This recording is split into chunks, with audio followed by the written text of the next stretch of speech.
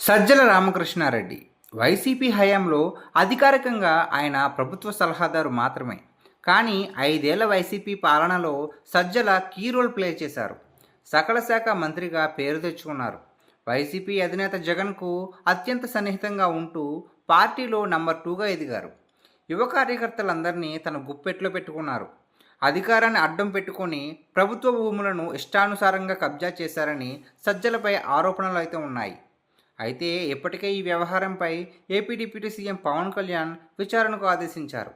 కడప జిల్లాలోని చింతకొమ్మదిన్నె మండలంలోని చిత్తూరు కర్నూలు హైవే సమీపంలో 146.75 ఎకరాలు సజ్జల కుటుంబ సభ్యుల పేరు మీద ఉన్నట్లు అధికారులు గుర్తించారు. ఆయన కుటుంబీకులైన సజ్జల సందీప్ రెడ్డి పేరిట 71.48 ఎకరాలు, సజ్జల జనార్దన్ రెడ్డి పేరిట 16.85 ఎకరాలు, వైఎస్ సందీప్ రెడ్డి పేరిట 21.4 ఎకరాలతో పాటు సజ్జల విజయ్ కుమారి పేరిట కూడా కొంత భూములు ఉన్నట్లు గుర్తించారు.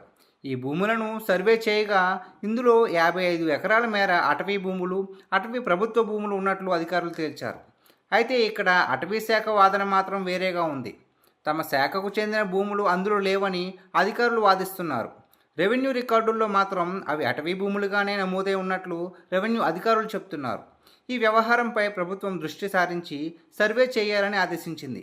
హైకోర్టు ఆదేశాల మేరకు కడప ఆర్డీఓ, వైఎస్ఆర్ జిల్లా DFO survey and land records అధికారితో కూడిన టీంను ఏర్పాటు చేసింది.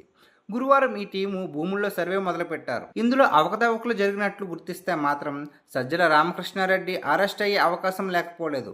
అందులోనూ అటవీ భూముల జోలికి వస్తే ఉపేక్షించేది లేదని డిప్యూటీ సీఎం పవన్ కళ్యాణ్ ఇప్పటికే పలుమార్లు హెచ్చరించడం జరిగింది.